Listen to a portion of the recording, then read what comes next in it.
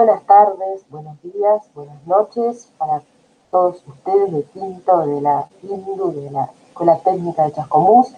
Este es un brevísimo video para introducirnos en el nuevo género que vamos a empezar a conocer dentro de lo que es la mirada realista que ya estamos transitando con el realismo que conocimos en los trabajos anteriores. En este caso vamos a conocer un nuevo género que se trata de la novela histórica o relato histórico, que como bien estamos leyendo se entiende por novela histórica, una obra de ficción.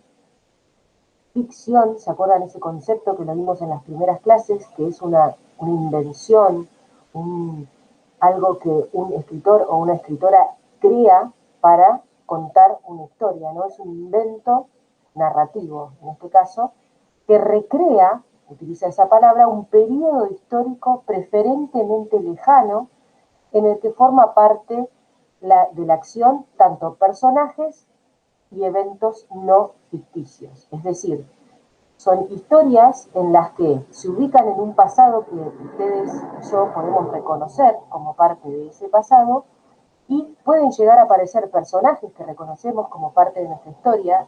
Pensemos, no sé, nos imaginamos una historia, una película del pasado argentino y aparece San Martín de golpe en el medio de la ficción, ¿no? Personajes de nuestra historia y algunos eventos que también sucedieron en el pasado y que son parte de nuestra historia. Entonces, si ya el realismo nos generaba esa duda acerca de si todo lo que se contaba era real o era ficticio, pensemos que en este caso la novela histórica juega aún más con esa posibilidad de esta mirada realista y nos mezcla ficción con realidad, ¿sí? En algún punto eso es lo que sucede.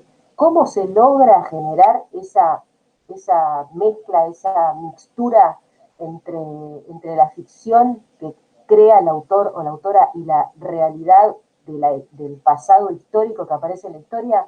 Porque exige este tipo de escritura una búsqueda de material y una investigación muy rigurosa de cómo fueron los hechos en el pasado para que justamente esa historia nos parezca más realista, digamos, de lo que en realidad es, que es una ficción en medio de un pasado.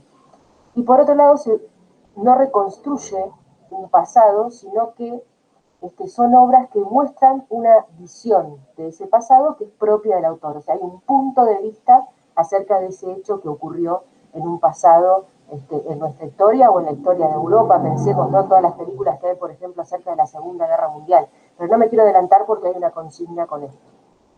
Por último, la época histórica se convierte en el escenario, ¿se entiende? O sea, el contexto histórico que nosotros conocemos como parte de la historia es el escenario de hechos verídicos cuyos protagonistas toman características ficcionales e interactúan con otros personajes inventados por el autor. Por ejemplo, hay partes de la historia, vamos a pensar, de Napoleón, que están escritas, que sabemos que fue público, pero hay partes de su historia que obviamente son privadas, son actos privados que dependen, digamos, de quién los contó, si los contó él mismo, si los contó otra persona, y entonces un escritor, un guionista, un director de cine o una directora, lo que sea, puede tomar esos hechos que se saben que sucedieron de esa forma y recrear aquellos que no se sabe muy bien cómo ocurrieron, pero que de alguna forma han sucedido porque conocemos una parte de esa historia.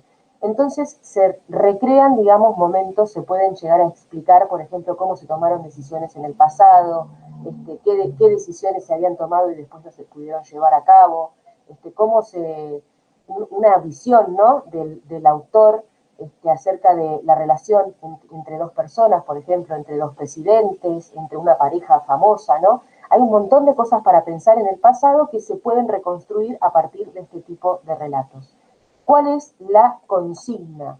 Una consigna obligatoria, pero que la vamos a trabajar, nos vamos a encontrar en un entorno virtual, en una clase virtual, y vamos a ir charlando de lo que ustedes buscaron en esta consigna, que es, ¿qué obras conoces que presentan estas características? Es decir, ¿qué obras ustedes consumen, ¿no? en su vida diaria, que ustedes han visto ahora o han visto en el pasado, que tienen esta característica, que es un relato histórico? No realmente una reproducción histórica, ¿se entiende? Sino que tienen que pensar que tiene que haber, yo les voy a dar un ejemplo, Titanic.